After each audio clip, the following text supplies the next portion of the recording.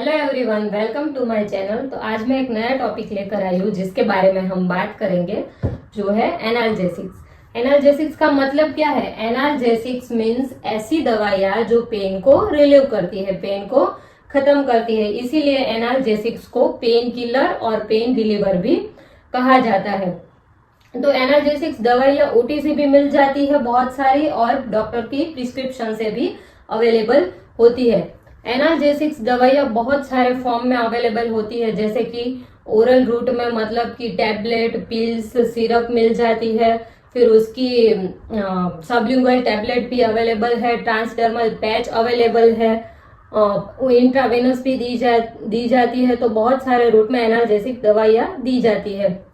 जो medicine oral dose में नहीं दी जाती और जिसकी ऑनसेट ऑफ एक्शन हमें फास्ट चाहिए, वो दवाइयाँ सबलिंगुअल रूट में दी जाती है। सबलिंगुअल रूट मतलब कि ऐसा रूट कि हम दवाई अपने टंग के नीचे रखते हैं और जो वहां से डिजोल्व होकर डायरेक्टली ब्लड सर्कुलेशन में जाता है और तुरंत ही अपना असर दिखाता है। और उसकी वो बहुत ही पोटेंट दवाई है, मतलब जिसका डोज हमें बहुत ही कम चाहिए, वैसी दवाइयाँ सबलिंगुअल रूट में दी जाती है। और वो अपनी बायोएबिलिटी ज्यादा दिखाती है और उसका फर्स्ट पास मेटाबॉलिज्म भी अवॉइड हो जाता है, जो ओरल रूट में सबसे ज्यादा देखा जाता है।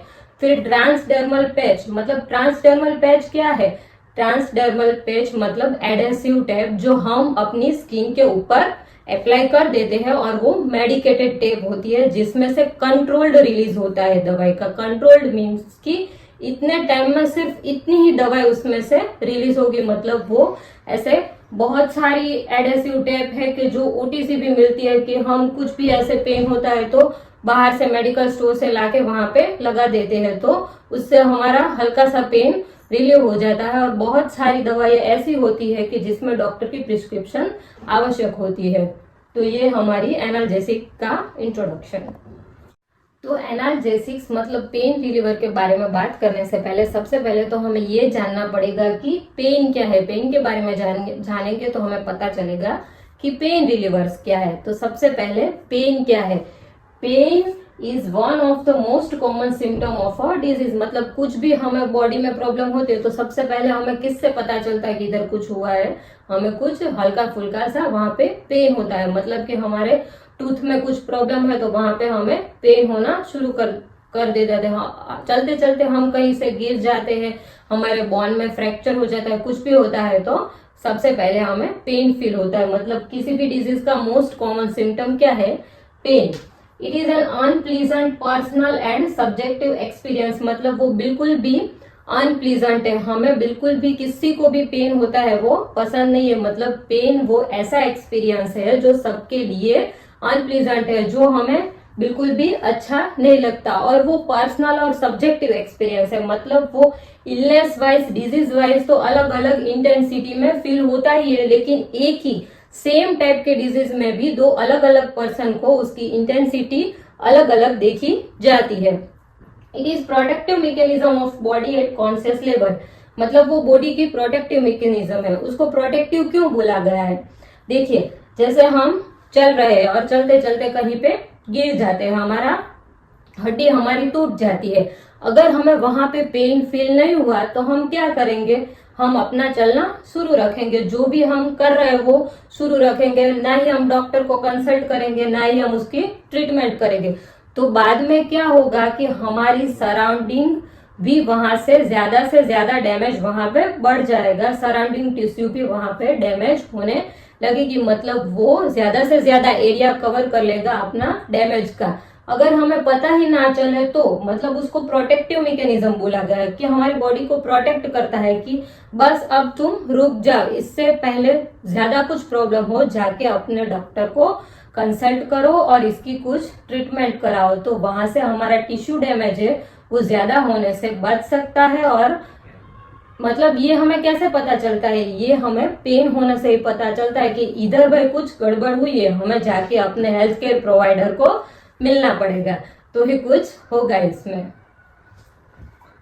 फिजियोलॉजी ऑफ पेन, मतलब पेन कैसे प्रोड्यूस होता है, पेन की फिजियोलॉजी क्या है? Physiologically pain occur when pain receptor, pain के रिसेप्टर का नाम क्या है? Nociceptors come in contact with harmful stimulus, मतलब कोई भी हार्मफुल स्टिमुलस आती है वो हमारे नर्व को मैसेज देती है, नर्व ब्रेन तक ये मैसेज पहुंचाता है और हमारे बॉडी पार्ट्स में जहां पे भी पेन हो रहा है वहां पे हमें वो पेन का परसेप्शन आता है, मतलब वहां पे हमें फील होता है कि इधर पेन हो रहा है। Nerves responsible for pain sensation are called sensory nerves.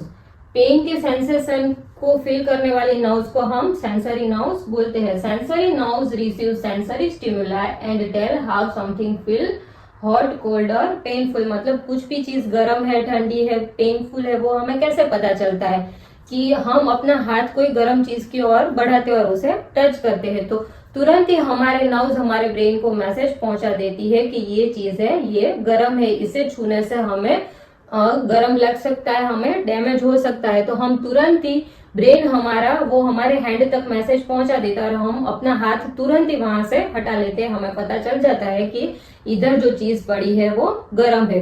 कोई भी ठंडी चीज हम जिसका टूथ एक है वो खाता है तो उसको ठंडी लगने से तुरंत ही वहां पे पेन फील होता है, वो चीज खाना स्टॉप कर देता है, मतलब उसको पता चल जाता है कि ये चीज मेरे लिए हार्मफुल है, पेनफुल है, ये मुझे आगे तकलीफ करेगी, मतलब ये मैसेज हमारे ब्रेन तक पहुंच जाता है और हम वो चीज करने से वहां से अटक जाते हैं। स्टेजेस ऑफ पेन फिजियोलॉजी, तो यहाँ पे 4 स्टेज दिए गए हैं पेन फिजियोलॉजी के, transduction, transmission, modulation and perception. Transduction means के हमारी टिश्यू डैमेजिंग, जो टिश्यू डैमेज हुई है वो हमारे नर्व एंडिंग्स तक मैसेज वहां से ले जाती है। ट्रांसमिशन मीन्स के वो नर्व्स हमारे ब्रेन तक मैसेज पहुंचा देती है। मॉड्यूलेशन मीन्स के हमारा बॉडी मैसेज मिलने पर उसको ऑल्टर कर देता है मैसेज को, मतलब कोई ज्यादा पेन बेयर कर सकता है, कोई कम।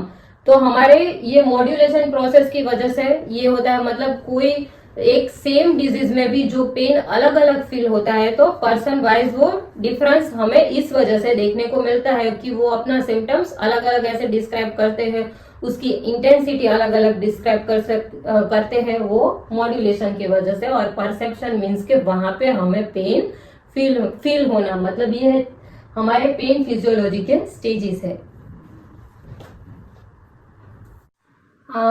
Types of pain, there are mainly 5 types of pain, 5 प्रकार के पेन इधर डिस्क्राइब किए गए हैं। तो चलते हैं हम बारी बारी से एक एक पेन को समझते हैं। तो चलिए जानते हैं हम एक्यूट पेन के बारे में।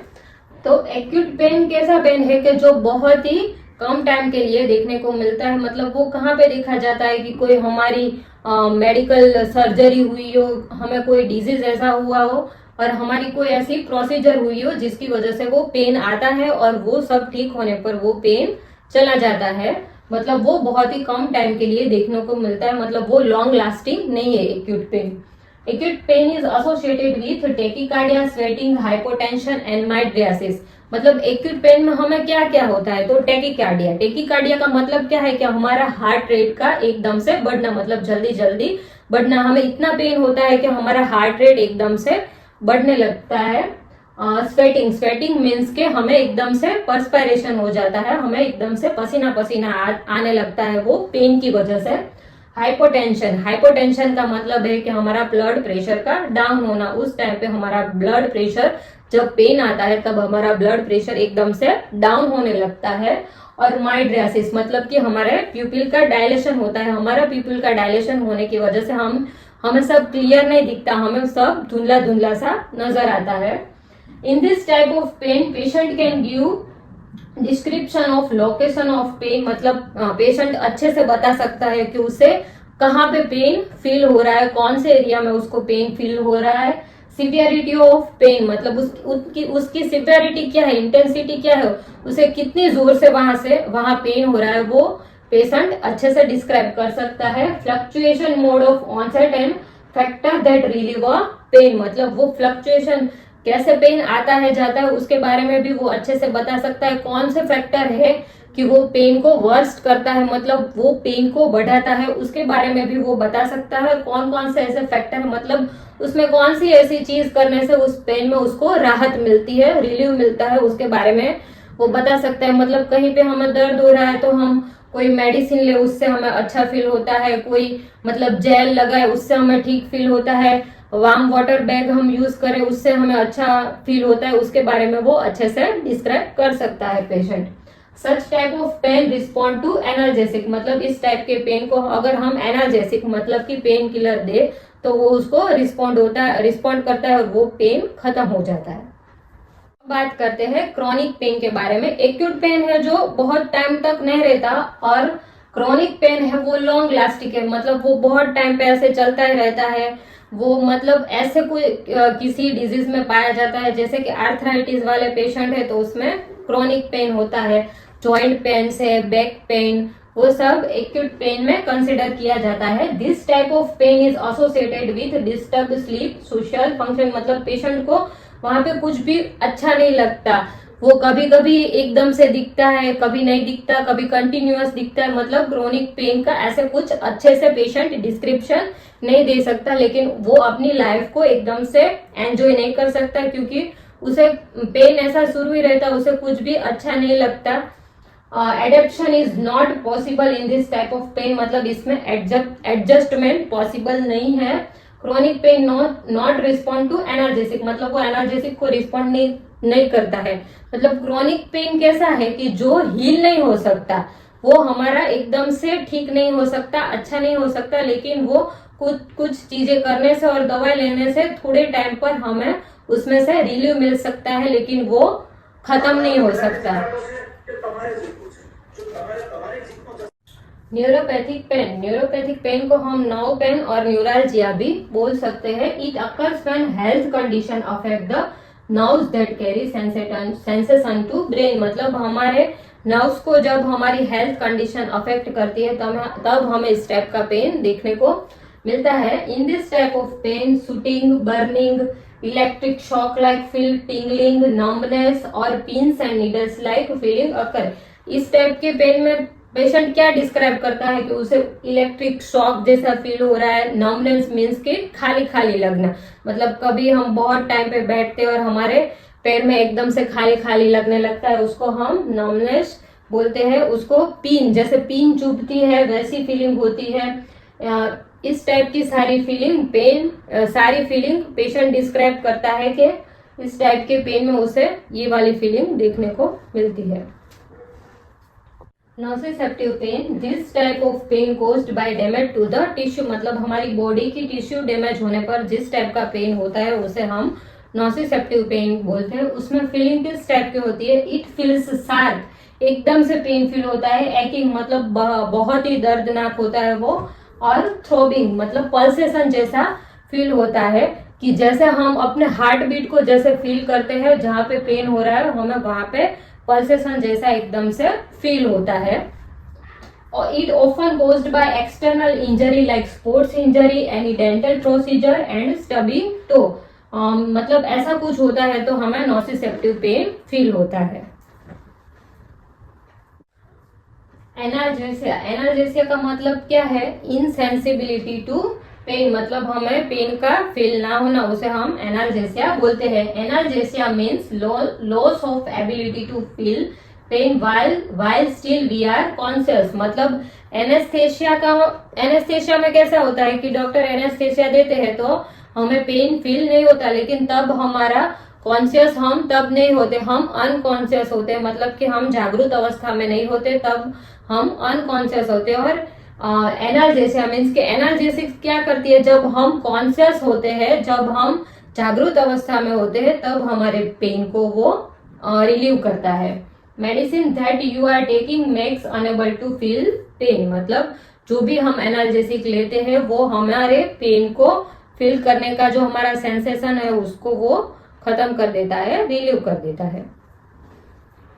Classification of analgesics. There are mainly two type of analgesics: opioid analgesics and non-opioid analgesics. Opioid analgesics में सारे नार्कोटिक्स कवर होते हैं। ओपियोइड मीन्स के जो ओपियम से मिलता है, मतलब ओपियम से जो मिलता है वो सारे ओपियोइड एनाल्जेसिक्स है, चाहे वो नेचुरली अकरिंग हो, synthetic, semi synthetic, man made, मतलब कि मॉर्फिन, कोडेन, हेरोइन, वो सारे है वो ओपियोइड एनाल्जेसिक्स में आते हैं। And non opioid analgesics means की नॉन नार्कोटिक्स NSAIDs मतलब कि non steroidal anti inflammatory drugs. Non steroidal anti inflammatory drugs क्या करता है कि वो हमारे इन्फ्लामेशन को कम कर देता है, इन्फ्लामेशन को खत्म कर देता है, कि जो कोक्स एंजाइम प्रोस्टाग्लैंडिन प्रोड्यूस करता है उसकी वजह से वहां पे जो इन्फ्लामेशन होता है वो उसको बंद करके इन्फ्लामेशन को कम कर देता है और इस टाइप से हमारे पेन को वो रिलीव करता है। ओपियम आर्टलॉइड्स, तो इसमें मॉर्फिन दिया गया है और मॉर्फिन के सारे यूज दिए गए हैं। मॉर्फिन है वो एनाल्जेसिया प्रोड्यूस करता है, मतलब कि वो क्या है करता है, हमारे CNS को डिप्रेस करता है, मतलब हमें हिप्नोसिस फील होता है, हमें नींद आने लगती है और वो सब होता है, और उस तरह से वो एनाल्जेसिया मतलब कि दर्द को रिमूव होता है। जो ओपियोइड एनाल्जेसिक है उसका एडेप्शन होने के चांसेस सबसे ज्यादा है और वो बहुत ही पोटेंट है, मतलब कम डोज में भी वो अपनी इफेक्ट ज्यादा दिखाता है। प्री एनेस्थेटिक मेडिकेशन मतलब एनेस्थेशिया से पहले वो दिया जाता है। कफ डिप्रेसेंट, वो कफ सप्रेसेंट के उसमें भी यूज होता है। और सीवियर डायरिया मतलब वो रेस्पिरेटरी सिस्टम की जो पेरिस्टालसिस मूवमेंट है उसको कम करता है और उस तरह से वो कॉन्स्टिपेशन क्रिएट करता है morphine.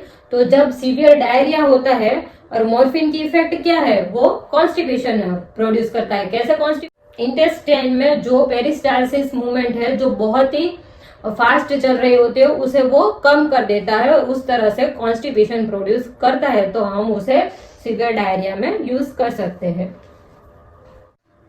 Non steroidal anti inflammatory drug, ये सारी ड्रग क्या करती है, इन्फ्लामेशन को रिड्यूस करती है और हमारे पेन को रिलीव करते हैं। इसमें से बहुत सारी मेडिसिन ऐसी है कि जो पेन रिलीव करती है, मतलब पेन किलर भी यूज होती है और एंटीपायरेटिक भी यूज होती है। पायरेसिस मीन्स कि हमारे बॉडी टेम्परेचर का हाई होना। बॉडी टेम्परेचर कब हाई होता है, जब हमें फीवर होता है, तो एंटीपायरेसिस मीन्स के हमारे बॉडी टेम्परेचर को वो डाउन करके हमारे फीवर को वो कम करती है। मतलब इस सारी दवाइयां, पैरासीटामोल है कि जैसे जो हम फीवर में यूज करते हैं, एस्पिरिन है जो हमारी ब्लड थिनर है, ब्लड को थिन करने में जो यूज होती है, डाइक्लोफेनाक है जो हमारे पेन किल करने में यूज होती है, मेफेनामिक एसिड जो हमारे पेट में जो स्पाज्म होता है उसको वो रिलीव करती है और मेनली ये मेंस्ट्रुएशन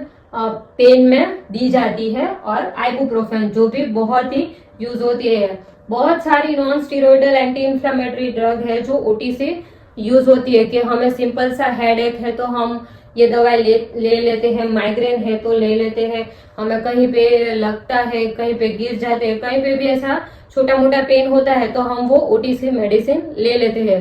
बहुत सारे लोगों की ये हैबिट होती है कि कुछ भी होता है तो वो दवाई ऐसे जो ओटीसी मिलती है बिना डॉक्टर की प्रिस्क्रिप्शन के जाकर ले लेते हैं। लेकिन इससे क्या प्रॉब्लम होती है, इससे हमारे बॉडी में टॉलरेंस आ जाता है। टॉलरेंस का मतलब क्या है कि वो दवाई हमारा बॉडी बता देता है कि इतनी दवाई तो अब हम झेल लेंगे, मतलब इतनी दवाई से अब तुम्हें कुछ इफेक्ट होने वाली नहीं है। तो फिर क्या करना पड़ता है कि वो दवाइयां हमें फ्रीक्वेंटली यूज करनी पड़ती है। फ्रीक्वेंटली मीन्स के हम अब पहले एक बार लेने से हमें ठीक हो जाता था, अब क्या होता है कि वो 2 घंटा ठीक रहता है, फिर हमें वही प्रॉब्लम शुरू हो जाती है, वही दर्द शुरू हो जाता है, तो हमें वो दवाई बार बार रिपीट करती है। या फिर हम वो कम डोज में जो यूज करते थे वो अब हमें उतने डोज में इफेक्ट नहीं मिल रही, तो हमें उसका मतलब डोज बढ़ाना पड़ता है। तो टॉलरेंस आ जाता है, बाद में वो ड्रग से हम डिपेंड हो जाते हैं, मतलब डिपेंडेंस आ जाता है, तो उतनी दवाई से हमें कोई फर्क ही नहीं पड़ता है। तो हमें इस बात का बहुत ही ध्यान रखना है कि हमें बार बार ये दवाइयां नहीं लेनी है। मतलब हमें कुछ भी ऐसी ज्यादा प्रॉब्लम दिखे कि थोड़ा सा कुछ होने पर हम ले सकते हैं, लेकिन जब वो प्रॉब्लम बार बार हमारे सामने आए तो हमें सबसे पहले हमारे हेल्थ केयर प्रोवाइडर को मिलना चाहिए, उसकी एडवाइस लेनी चाहिए और वो जो ट्रीटमेंट बताए उसे हमें फॉलो करनी चाहिए। हमें अपने हिसाब से इसकी ट्रीटमेंट आगे नहीं करनी चाहिए, क्योंकि बाद में ये दवाई हमारे बॉडी में कोई असर ही नहीं दिखाएगी, हमें कुछ भी उसका असर देखने को नहीं मिलेगा और हमारा पेन एज इट इज रहेगा। Thank you friends for watching this video. अगर आपको हमारी ये वीडियो अच्छी लगी है तो इसे लाइक करें, शेयर करें और सब्सक्राइब करें, और आगे मैं ऐसे नए नए टॉपिक लेकर आपके सामने आती